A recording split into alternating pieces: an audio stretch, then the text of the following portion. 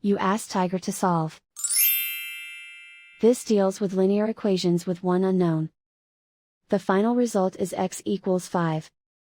Let's solve it step by step. Group all constants on the right side of the equation. Add 4 to both sides. Simplify the arithmetic.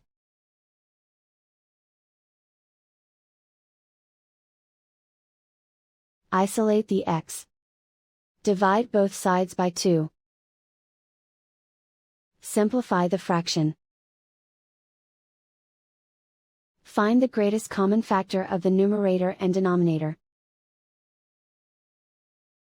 Factor out and cancel the greatest common factor. And so the final result is x equals 5.